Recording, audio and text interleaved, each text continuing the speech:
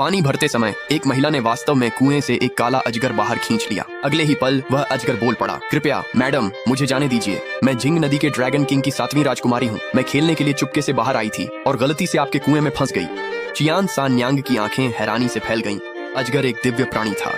अगर वह इस चीज को शहर ले जाकर बेचती तो उसे कई बड़े चांदी के बिस्कुट मिल सकते थे। उसे फिर कभी चिंता करने की जरूरत नहीं पड़ेगी। यह सोचकर वह जल्दी से अंदर भागी, एक मोटी लोहे की जंजीर निकाली और जब छोटा काला अजगर ध्यान भटका हुआ था तो वह झपट पड़ी और उसके शरीर को पकड़ लिया। छोटा काला अजगर घबरा गया, छूटने के लिए मरोड़ने लगा और गिड़गिड़ाते हुए बोला, मैडम मैं आपको एक जल मणि दूंगी, उसे मुंह में रखिए और आप नदियों पर ऐसे चल सकेंगी जैसे समतल जमीन हो। कृपया मुझे जाने दीजिए। ये कहने के बाद काले अजगर ने अपना मुंह खोला और एक बड़ी काली मोती उगल दी। कन्यान सान्यांग ने उसे झपटा और कपड़ों में छिपाया जबकि अजगर मटके में छटपटाने लगी। मोती दे दिया, अब मुझे जाने दें। कयान सान्यांग ने ठंडी हंसी हंसी। वे अजगर की परतें इस मोती से कहीं ज्यादा कीमती हैं। उसकी आंखों में चमक आ गई जब उसने लोहे की जंजीर को अजगर के चारों ओर 3 बार लपेटा और उसे कसकर बांध दिया।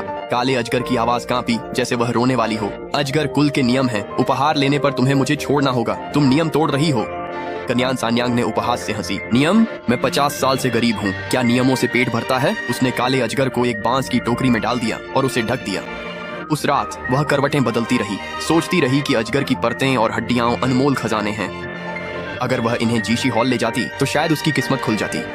अगली सुबह जैसे ही सुबह हुई, कथियान सान्यांग बांस की टोकरी लेकर शहर चली गई। जीशी हॉल की दुकान की मालकिन वो एक तेज तर्रार बूढ़ी औरत थी। जब उसने देखा कि कथियान सान्यांग ने टोकरी से काले अजगर को निकाला तो वह सन्न रह गई। उसकी आवाज कांप रही थी। क्या वह असली अजगर है? बिल्कुल असली। कयान सान्यांग ने काले अजगर को काउंटर पर दबा दिया। देखिए जरा, इन छालों की क्या कीमत होगी? दुकानदार वो पास आकर ध्यान से देखने लगी। उसने अपनी उंगलियों से काले अजगर की छालें मली, फिर उन्हें हल्के से थपथपाया। अजगर की छालें दुर्लभ बीमारियों की दवा में इस्तेमाल होती हैं। अजगर की मूंछों से ब्रश बनते हैं और उनसे लिखे गए शब्दों में आध्यात्मिक शक्ति होती है। अजगर की हड्डियां तो और भी कीमती हैं। जितना ज्यादा दुकानदार वो बोलती गई उतनी ही उत्साहित होती गई। मैं पूरा अजगर नहीं खरीद सकती, लेकिन अगर सिर्फ छालें हैं तो मैं तुम्हें 400 ताइल दूंगी। करियान सान्यांग की सांसें तेज हो गईं। 400 ताइल में तो 3 बड़ी खपरेल वाली कोठरियां बन सकती थीं। खुद के लिए एक जवान सुंदर घर जमाई मिल सकता था और बाकी जिंदगी आराम से कट सकती थी। उसने जांघ थपथपाई। अभी खाल उतारो। काला अजगर फड़फड़ाया। नहीं, ये मेरी रक्षा करती हैं। इन्हें उखाड़ना मतलब खाल उधेड़ना है। मैं मर जाऊंगी।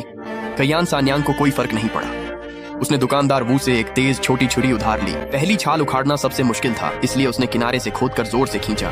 काले अजगर ने एक तेज चीख मारी। उसका शरीर बुरी तरह मरोड़ने लगा। एक गहरा काला छाल उखड़ गया जिससे नीचे का कोमल मांस दिखने लगा और घाव से खून रिसने लगा। कयान सान्यांग नहीं रुकी। 1 छाल, 2 छाल, 3 छालें।